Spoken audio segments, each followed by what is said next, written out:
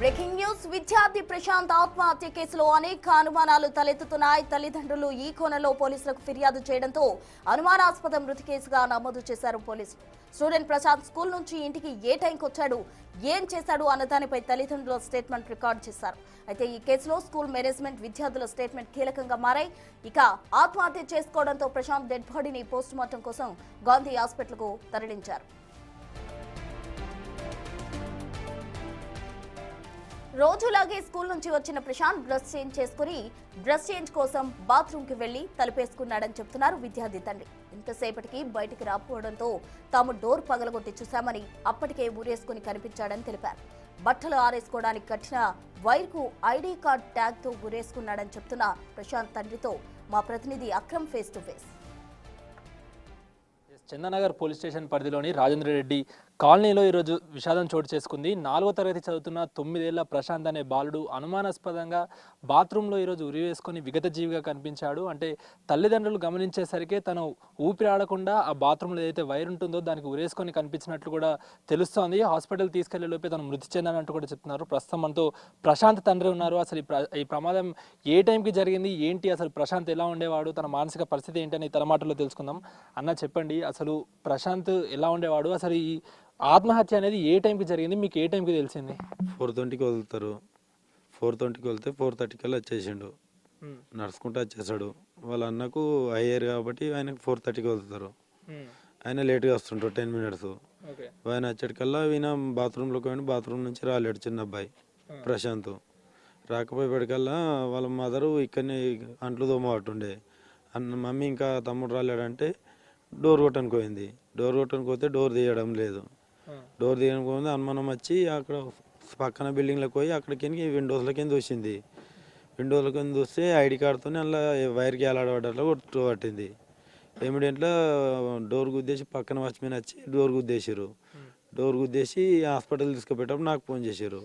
నేను బస్సు మీద డ్రైవింగ్లో ఉన్న సైలెంట్ ఉండే ఫోన్ లిఫ్ట్ చేయలేను. ఫోన్ లిఫ్ట్ చేయకపోవడం చాలాసేపు బస్సు పెట్టగానే మిస్ కాల్ చూస్తే చాలా పడ్డాయి. మా ఓనర్ వాళ్ళవి, మా వైఫ్ చాలా మంది పడ్డాయి. ఈ ఇండియన్ ఫోన్లు వచ్చినాయి ఏందని ఎమ్మడెంట్లో మళ్ళీ ఫోన్ చేసిన.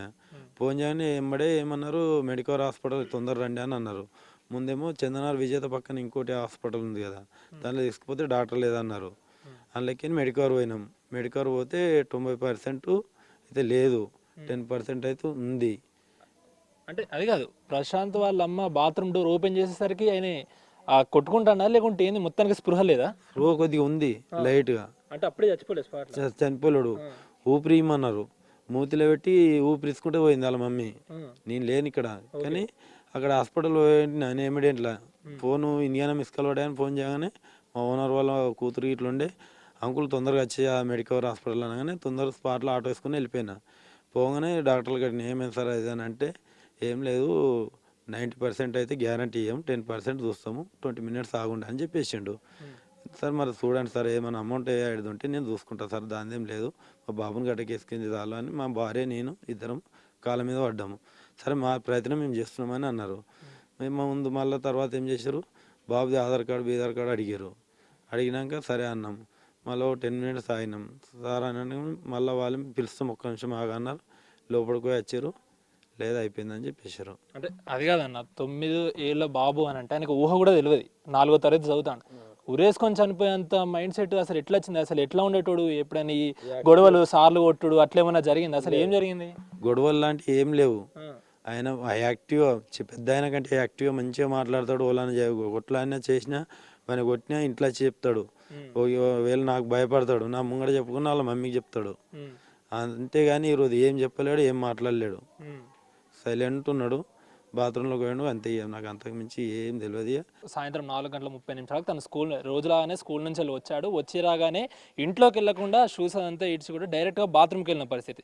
వెళ్ళిన తర్వాత ఒక 10 నిమిషాల వరకు కూడా బయటికి రాకపోయేసరికి తన తల్లి వెళ్ళి డోర్ ఎత్తగొట్టినా కూడా తీయలేదు. వెంటనే పక్కన సెక్యూరిటీని అలర్ట్ చేసి ఏదైతే విండో నుంచి చూసేసరికి తన విగత జీవిగా ఏదైతే లోపల ఐడి కార్డు తోటి ఉరేసుకొని ఉన్నట్లు కూడా గమనించారు. వెంటనే హాస్పిటల్ తీసుకెళ్లేసరికి కూడా తక్కువ ఛాన్సెస్ ఉన్నాయంటూ కూడా చెప్పారు. తర్వాత చనిపోయారంటూ కూడా చెప్తున్నారు. అసలు పోలీసులు కూడా ఈ విషయం మీద, అంటే అంత చిన్న బాబు చనిపోవడానికి గల కారణాలు ఏంటి, నిజంగానే ఉరేసుకున్నాడా లేకుంటే ప్రమాదవశాత్తు దానికి ఏమైనా హ్యాంగ్ అయిందా అనే దానిపైన కూడా చందనగర్ పోలీసులు దర్యాప్తు ముమ్మరం చేశారు. వీడియో శివాతో అక్రమ్.